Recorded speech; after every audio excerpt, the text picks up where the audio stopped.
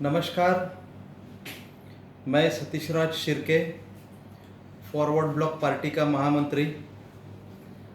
आए दिन अभी हम किसी न किसी विषय पर चर्चा करने के लिए मैं आपके सामने आता हूँ। आज का विषय जो है कंगना रणावत जी का। कंगना रणावत जी ने बहुत ही महाराष्ट्र के मिट्टी के ऊपर कुछ चीज़ों का हमला किया हुआ है, महाराष्ट्र के अस्मिता का अपमान किया है। मुंबई किसी के बाप की, क्या क्या मुंबई आऊँगी, क्या उखाड़ लोगे, वगैरह वगैरह सारी। 9 तारीख को आऊँगी, देखती हूँ मुझे कौन रोकता है, ये सारी चीज़ें की थी। ठीक है, कोई बात नहीं, उसमें कोई आपत्तिजनक बात नहीं हमारे लिए या महाराष्ट्र सरकार के लिए। लेकिन कंगना जी ने आने से पहले ही ये सारा माहौल क्रिएट कर दिया ताकि कुछ ना कुछ समाज में कुछ ना कुछ घटना घटे और बहुत सारे टीआरपी जमा करे, दिमाग में लेकर चली थी कंगना जी। वैसे ही हुआ। मैंने पहले ही सूचित किया था महाराष्ट्र सरकार को कि कंगना जी की जो भी बात है उतना उनको महत्व देना नहीं चाहिए। देश में बहुत सारे संकट है अपने, वो संकट को सामना करना ज़रूरी है, ना कि बल्कि बेखुदा बातों को जवाब देना ज़रूरी है। उसी वक्त बीएमसी ने कोई अगर जो अनधिकृत बांधकाम है उसके ऊपर अगर जो हथौड़ा चलाए तो किसी को अफसोस करने की कोई ज़रूरत है नहीं। लेकिन लोगों का कहना यह है कि यह सूढ़ भावना से किया हुआ काम है। हो सकता है जिस तरीके से सूढ़ भावना ने, कंगना ने अगर जो महाराष्ट्र सरकार के ऊपर अगर जो कीचड़ उछालने की कोशिश की है तो सेंट्रल गवर्नमेंट उसे Y+ सिक्योरिटी दे सकती है। तो महाराष्ट्र सरकार जो अनधिकृत काम है उसको तो निशाना साध ही सकते, उतना तो हक उनका बनता है। आप मुझे बताइए भाइयों और बहनों, दोस्तों, देश के लिए जिनका घर परिवार, पूरे परिवार ने बलिदान दिया है, फिर वो इंदिरा गांधी जी हो, राजीव गांधी जी हो या और कोई हो, महाराष्ट्र में देंगे तो 50 साल महाराष्ट्र के शरद पवार साहब ने अपने देश की सेवा के लिए दी है। उन लोगों की सुरक्षा तक सेंट्रल गवर्नमेंट निकाल कर ले रही है। और कंगना जी ने देश में ऐसा कौन सा समर्पित कार्य किया है जो कि उनके जान को खतरा है और उनको Y+ सिक्योरिटी की जरूरत है। ये बहुत ही निंदनीय और शोकजनक बात है। और ये उनको, कंगना को उकसाने का काम भाजपा सरकार ने सेंट्रल गवर्नमेंट से किया हुआ है।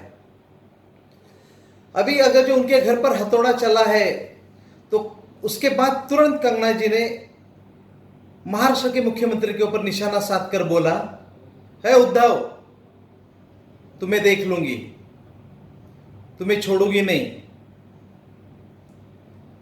क्या ये सही में चैलेंज देने वाली चीज है? कंगना जी जानती है ये चैलेंज किसको है। उद्धव ठाकरे जी, ये कोई वैयक्तिक चीज नहीं रही, वो हमारे महाराष्ट्र की, हमारे राज्य की संपत्ति है। मुख्यमंत्री हमारे राज्य की संपत्ति रहती है। वो महाराष्ट्र राज्य को चैलेंज दे रही है कि वक्त का पहिया चलेगा, आज मेरा घर तोड़ा है, कल तेरी सरकार तोड़ूगी। क्या इतनी प्रभावशाली ये नेता है? कितना समाज में भरीव काम किया है इन्होंने कि ये इनका घर टूटने से समाज में जो सरकार, महाराष्ट्र में जो सरकार चल रही, सरकार तोड़ सकती, इतना महत्वपूर्ण भरीव कार्य इनका समाज में है। एक नाचने वाली का कोठा कहीं तहस महस हो गया तो दलालों ने और भड़ों ने तो तहलका मचा दिया भड़ों की दुनिया में। बहुत ही दुखद बात है ये। मैं परसों भी बोला था कि समाज की ओर जा रहा है, किस तरीके से जा रहा है। सुशांत सिंह जी की मौत हुई, संदिग्धता थी, लेकिन सुशांत सिंह के मौत का फायदा किन किन लोगों ने लिया मैं आपको बताना चाहता हूं। हमारे मराठी में कहावत है, जब कोई डेड बॉडी हो जाती है, कोई मृत घोषित हो जाता है, उसके रिश्तेदार कई 100, 200, 500, 1000 किलोमीटर की दूरी पर रहते, तो आने के लिए वक्त लगता है। तो बॉडी गर्म रखने के लिए उसके यहाँ पर एक घी लगा के रखते हैं ताकि बॉडी कितनी गर्म है, कितनी ठंडी हो रही है वगैरह, ताकि पता चले कि जल्द से जल्द उसका अंत्य संस्कार किया जाए। वो एक अनुमान लगाने के लिए। सुशांत सिंह के मृत्यु के बाद इन लोगों ने सिर्फ सुर्खियां बटोरने का काम किया। पहला तो अपने देश की सरकार, जो देश के गृह मंत्री हो फिर प्रधानमंत्री हो, उन्होंने इसको उकसाया। दूसरा, इन्होंने चार्ज किया रिपब्लिकन इंडिया चैनल को, और सुर्खियों में आ गई, नंबर 1 टीआरपी बना दिया उसको भी। तीसरा है हमारी मोहतरमा कंगना रणावत जी, उन्होंने महाराष्ट्र के ऊपर कीचड़ उछालकर सुर्खियों में आकर प्रसिद्धि लेकर सहानुभूति लेने का प्रयास किया है, लेकिन उसने तमाचा हमारे पूरे महाराष्ट्र के ऊपर मारा है। एक पिक्चर बनाने से वो महाराष्ट्र का भविष्य नहीं बन सकती। बहुत सारे पिक्चरें बने, बहुत सारे लोगों के, हमारे यहाँ पर मराठी के ऊपर, शिवाजी महाराज के ऊपर, तानाजी के ऊपर, सब लोगों के ऊपर पिक्चर। वो खुद को तानाजी शिवाजी नहीं समझते, वो एक पात्र है, कला का पात्र है। चित्रपट क्षेत्र क्या होता है, एक कर्मणुक का मतलब इंटरटेनमेंट का साधन है। वो बहुत बड़ा समाज विकास का काम होता है, ऐसी बात नहीं है। समाज विकास का काम होता है। तो मुझे एक बात बताइए, कोरोना के महामारी में कौन से स्टार ने रास्ते पे उतर के, कंगना जी ने भी रास्ते पे उतर के कौन सा महाकार्य किया है, मुझे बताइए। और कौन सा कार्य किया है उससे उनको तकलीफ हो रही है, वो तकलीफ से बचने के लिए सेंट्रल गवर्नमेंट ने उनको Y+ सिक्योरिटी दी है।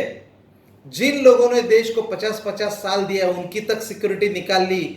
फिर हमारे महाराष्ट्र के शरद पवार साहब रहने दो, सोनिया गांधी जी रहने दो, राहुल गांधी जी रहने दो, प्रियंका गांधी जी, इनके ऊपर तो जानलेवा हमला होने की ज्यादा से ज्यादा संभावना है, इनकी तक निकाल दी। और इनको तो क्या कारण क्या हो सकता है? हर कोई अभिनेता से तो नेता बनने की कोशिश करता है और किया है, लेकिन सफल नहीं हुआ है। लेकिन नेता से कोई अभिनेता बना नहीं, क्योंकि झूठ मूठ की प्लास्टिक की दुनिया है, सभी को मालूम है। और जो नेता रहता है, जो समाज कारण करता है, उसको समाज में उतर के काम करना पड़ता है। यहाँ समाज में जो काम करने होते हैं, उनके दुनिया में, उनकी जिंदगी में रिटेक नहीं होता, ध्यान में रखिएगा। और फिल्मों में रिटेक के ऊपर रिटेक होते, 40-50-100 रिटेक। कंगना जी, आपने जो काम किया उसको रिटेक नहीं है, आपने जो गलती की है वो गलती सुधारने की रिटेक नहीं, ध्यान में रखिएगा। जो भी होगा, अभी संवैधानिक तत्वों पर महाराष्ट्र सरकार निर्णय लेगा, और फिर से आइंदा हमारे महाराष्ट्र के मुख्यमंत्री के ऊपर उंगली उठाकर कोई ना बोले, ये हम सभी देशवासियों को और महाराष्ट्र के जनता को विनती है। और बौखलाए कर कोई भी गलत कदम मत उठाइए, समाज में शांतता बनाए रखिएगा। जय हिंद, जय भारत।